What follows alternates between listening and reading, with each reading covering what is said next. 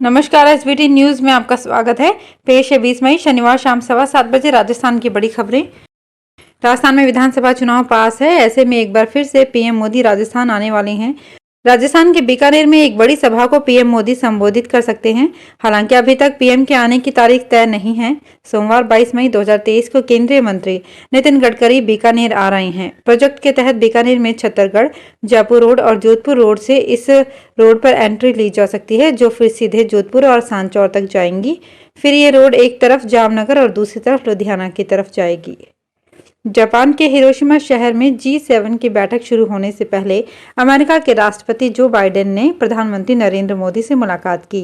इस दौरान वो वर्ल्ड लीडर्स के बीच मोदी से मिलने उनकी सीट तक आए और उन्हें गले लगाया।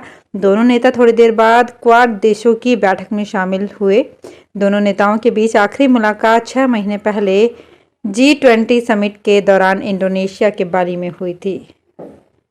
राजस्थान विधानसभा चुनाव से पहले भाजपा में नेताओं की एंट्री का सिलसिला जारी है। घनश्याम तिवाड़ी, किरोड़ी लाल मीणा, सुभाष महरिया, राजकुमार रिनवा, लक्ष्मी नारायण दवे, हेम सिंह भड़ाना सहित कई कद्दावर नेता दोबारा भाजपा का दामन थाम चुके हैं।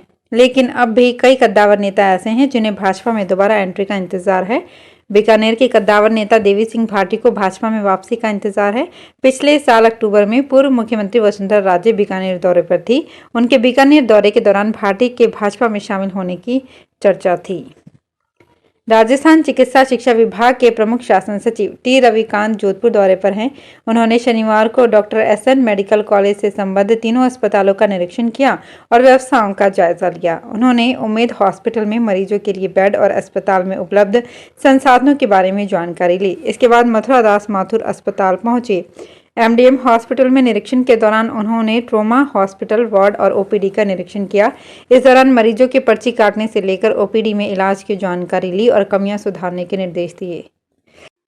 राजस्थान सरकार द्वारा शहरों के विकास की बेहतर प्लानिंग एवं प्रबंधन के लिए प्रदेश के जोधपुर, उदयपुर, कोटा और अजमेर शहरों के जियोग्राफिक इंफॉर्मेशन सिस्टम आधारित 3D सिटी मॉडल विकसित किए जाएंगे।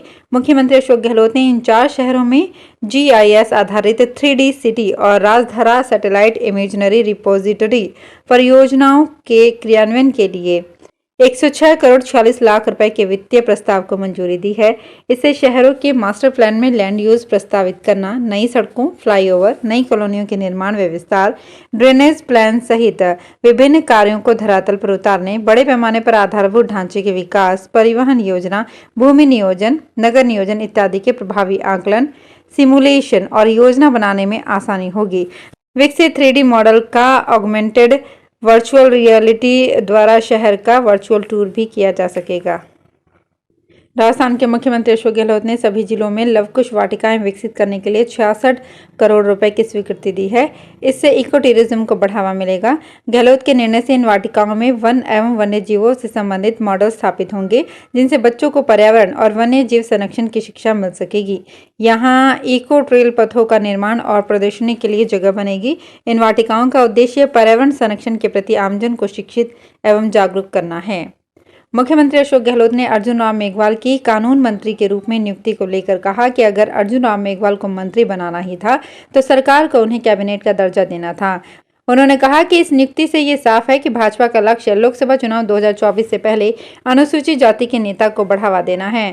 सीएम गहलोत ने आगे कहा, अर्जुन राम मेघवाल को राज्य मंत्री के रूप में स्वतंत्र प्रभार के बजाय कैबिनेट मंत्री का दर्जा मिलता तो राजस्थान के लोगों को खुशी होती। मेघवाल अनुसूचित जाति के नेता हैं, उन्हें पदोन्नत किया जाना ही चाहिए था।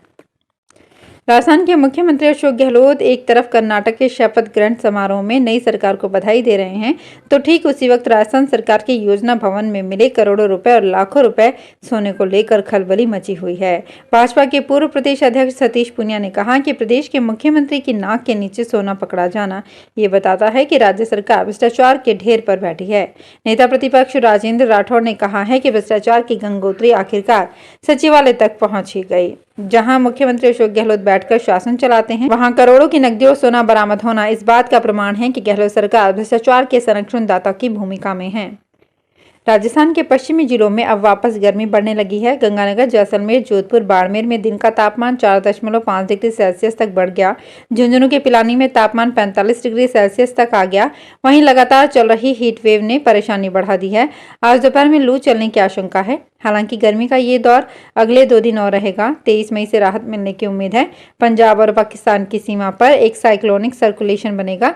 इसके बाद एक ट्रफ लाइन बनेगी। इसके असर से पंजाब, हरियाणा, दिल्ली, पश्चिमी उत्तर प्रदेश के साथ राजस्थान के आधे हिस्सों में थंडरस्टॉर्म गतिविधियां देखने को मिलेंगी। राजस्थान के उत्तर पूर्वी हिस्सों में 23 से 25 मई के बीच आंधी बारिश का दौर चल सकता है। रिजर्व बैंक द्वारा 2000 के नोट को चलन से बाहर करने की घोषणा के साथ ही लोगों को भी परेशानी का सामना करना पड़ रहा है। जबकि रिजर्व बैंक द्वारा निर्देश दिए गए हैं कि कोई भी 2000 का नोट लेने से मना नहीं करेगा। 23 सितंबर तक 2000 का नोट बैंक में भी बदला जा सकेगा और बाजार में भी इसका चलन रहेगा। मीडिया रिपोर्ट्स के अनुसार इसके बावजूद राजस्थान के भरतपुर में आज से ही 2000 का नोट लेना बंद कर दिया गया है। भरतपुर के कुम्हेर गेट स्थित पेट्रोल पंप पर पर्चा चस्पा कर दिया गया है कि 2000 का नोट नहीं लिया जाएगा। इससे लोगों को काफी परेशानी का सामना करना पड़ा।